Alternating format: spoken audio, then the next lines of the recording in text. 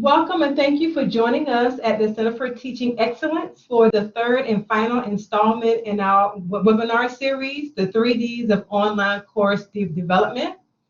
My name is Aisha Haynes and I will be your facilitator for this session.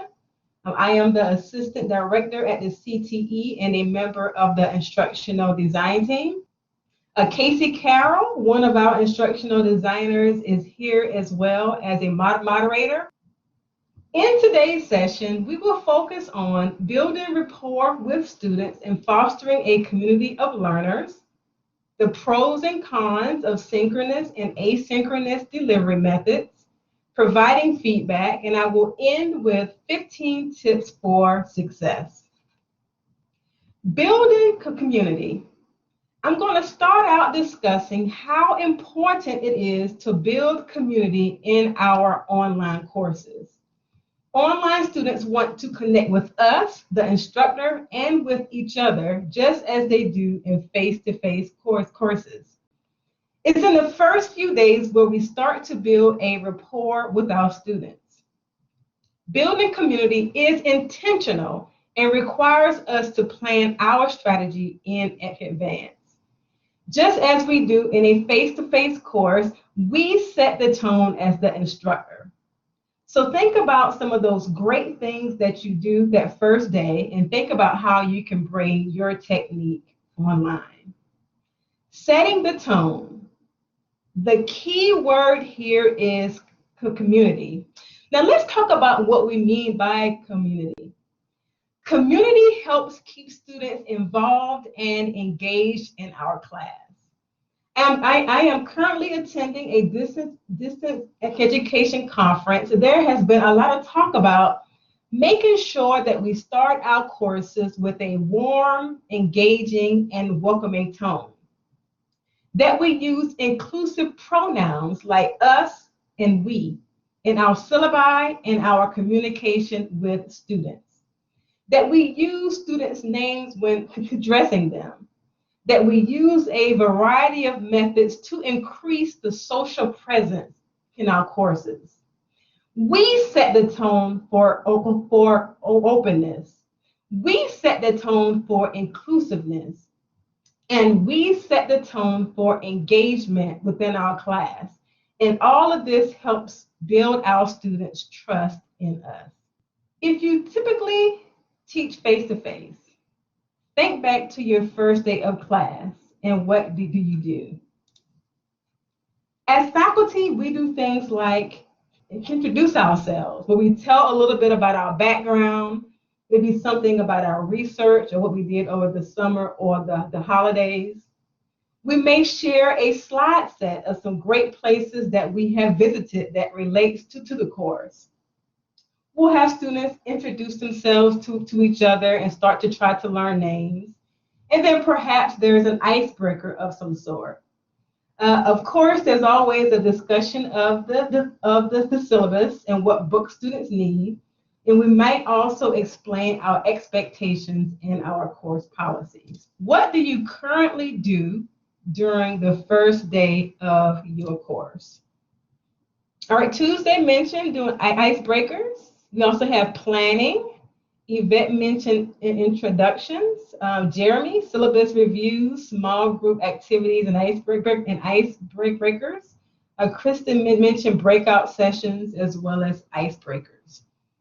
What can you do during the first day, first couple of days, or first week of your online course? All right, Jennifer mentioned having introductions. That's great.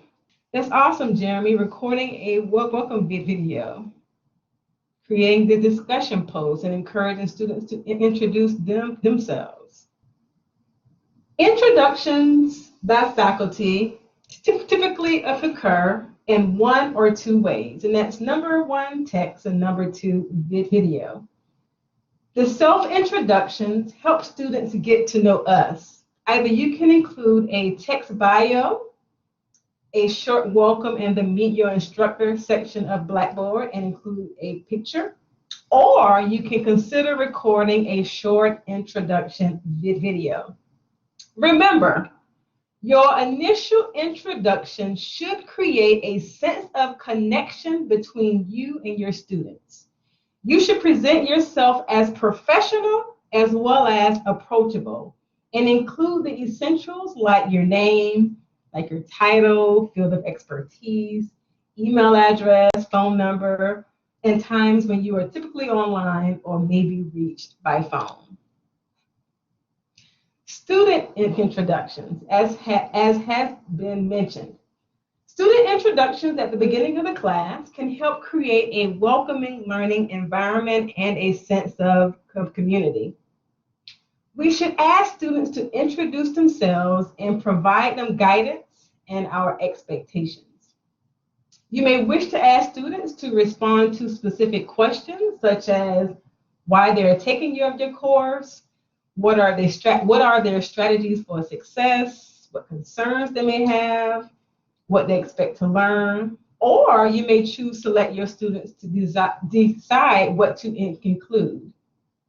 You can consider giving students the opportunity to represent themselves in a variety of ways by text, audio, or visual means. Interactions. When we plan our course, we should plan for 3 types of interactions, and that's student-to-student interactions, student-to-instructor interactions, as well as student-to-content interactions. Student-to-student interactions, when appropriate, not only helps with building community, it also helps students build skills in virtual teamwork, as well as communication. Netiquette expectations. In setting the tone, it is very important that we clearly state the expectations for how students are to communicate online. It is very important to be explicit about standards for communication that apply to our course. So some considerations include treating everyone with respect, not using all capital letters in emails or discussion board postings, beginning emails with a proper salutation, using proper grammar, spelling, punctuation, and capitalization, avoid using text message language, and using good taste when communicating. Our next topic is synchronous versus asynchronous delivery methods.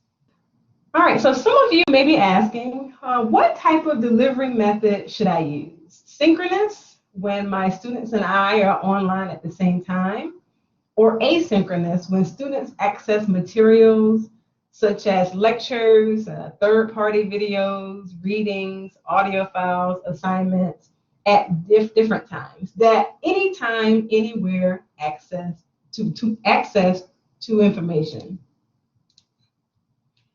We will now get into a discussion about the pros and cons of synchronous and asynchronous delivery methods.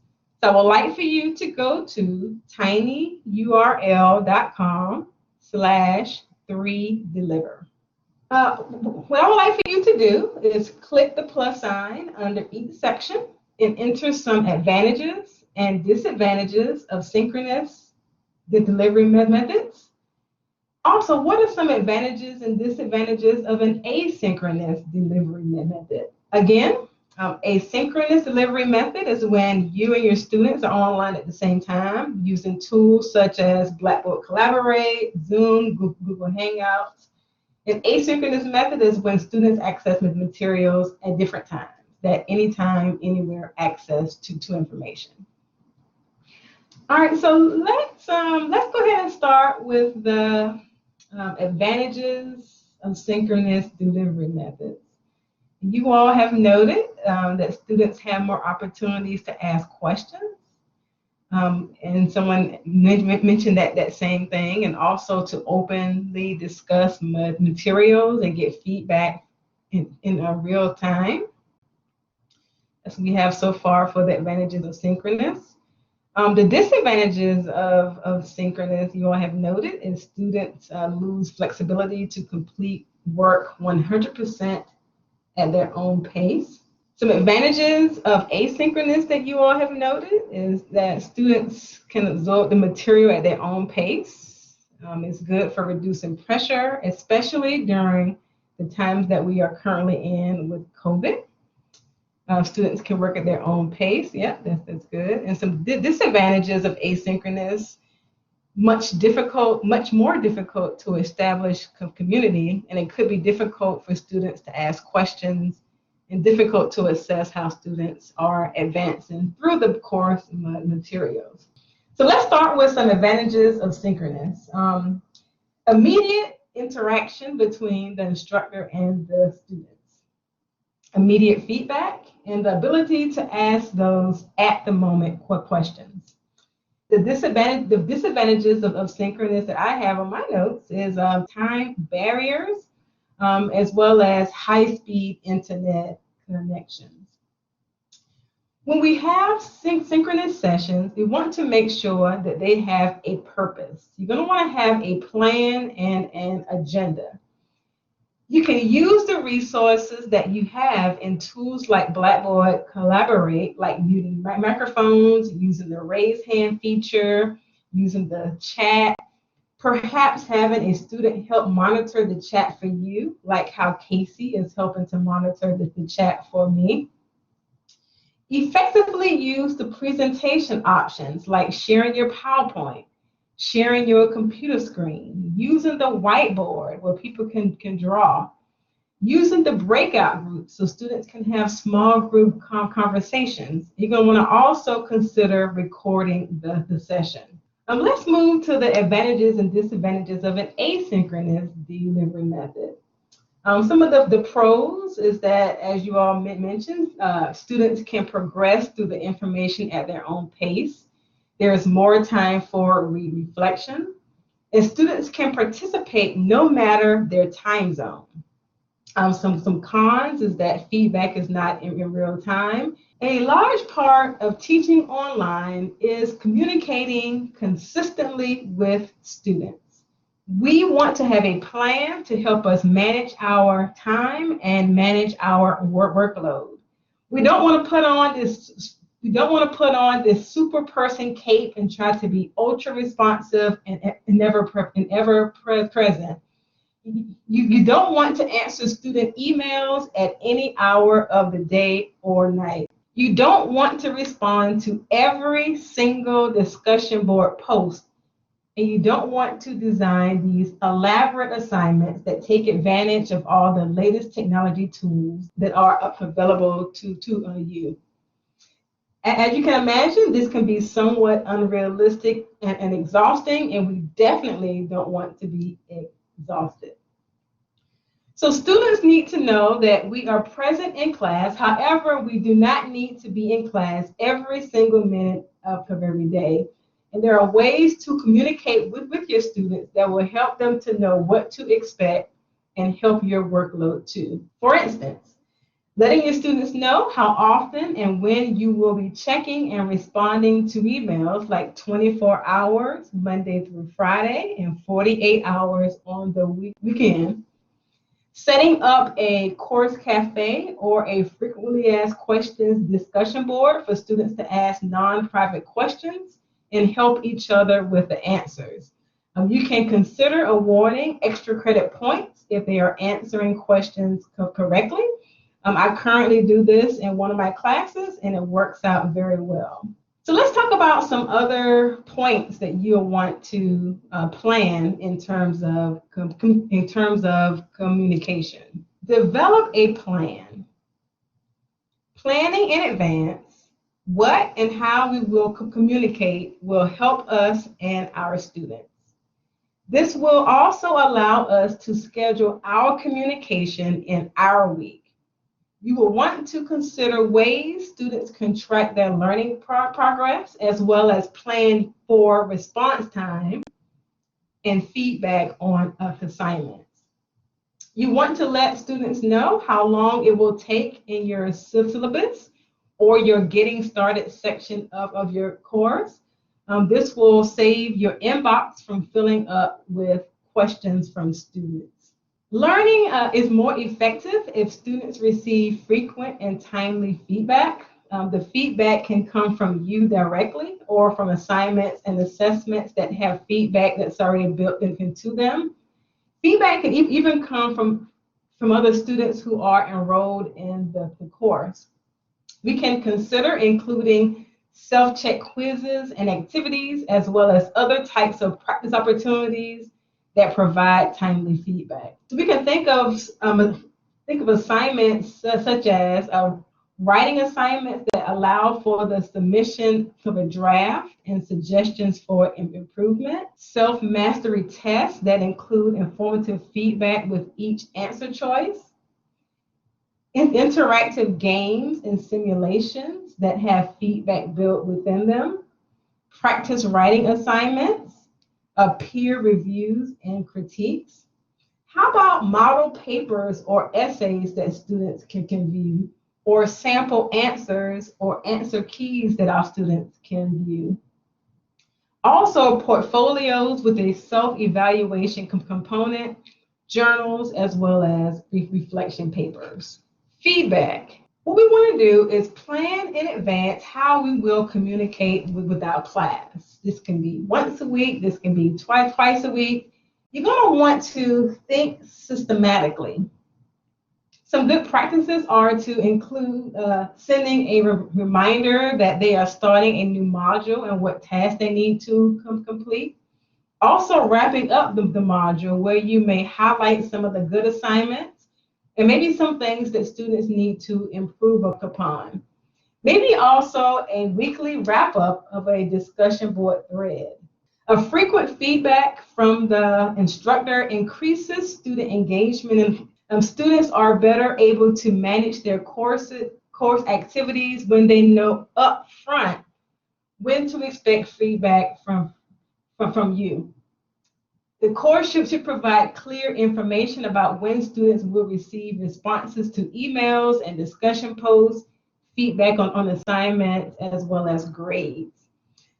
Everything that we do to help students build trust in us also helps them to be successful learners. What are ways that you can communicate with students in your online course? Yvette has mentioned discussion boards, email, as well as Blackboard announcements. All right, we have live conversations, announcements, discussion boards. All of these are great. Written feedback, Zoom meetings, videos, emails. Feedback serves so many purposes in the online classroom. That's why it's important for us to consider how the feedback is provided, when it's offered, how it is focused or targeted, and what is considered in the feedback. Oftentimes, we provide text-based feedback. However, feedback can be in a variety of formats like text, audio, as well as video. Well, using video is something that you can consider. Tools such as Blackboard Collaborate, Screencast-O-Matic, and the new screen recording feature in Microsoft PowerPoint 365 can be used. There are many ways to provide feedback to students in an online course, but you're going to want to select the feedback options that are most useful to you as well as your students. All right, so Kristen mentioned holding optional meetings for video discussion critique. The announcements, assignments, discussion boards, tests, and rubrics. These are all key features in Blackboard that you can use to provide feedback to your students. So let's now discuss some feedback strategies using Blackboard. First, you can use the announcements for feedback to your students.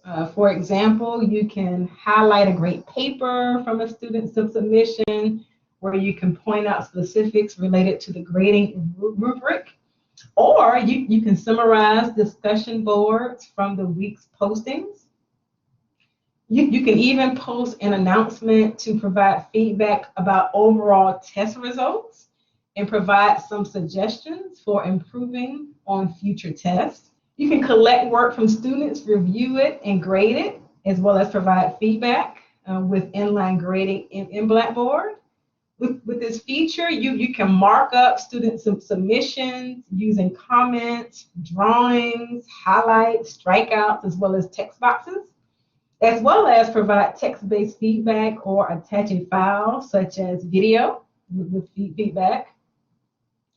In addition to using inline grading, you can download the assignments from students, mark it up in Word, for example, and then upload the document with feedback into the Grade Center of Blackboard. You can set up discussion boards to be graded within Blackboard. Then as you read posts from students, you can provide feedback. You can type this feedback, or you can also attach a file. Test feedback options determine the type of results students receive after submitting a test in Blackboard. There are two types of feedback that an instructor can provide for tests, and that's overall feedback as well as individual feedback. This is an example of overall feedback. Overall feedback is related to the entire test submission. When you create a test in Blackboard, you can enter feedback for specific questions within the test. You can also set feedback options when you deploy the test in a content area in Blackboard. Test feedback options that determine the type of results that students receive after they submit the test. You can also use rubrics.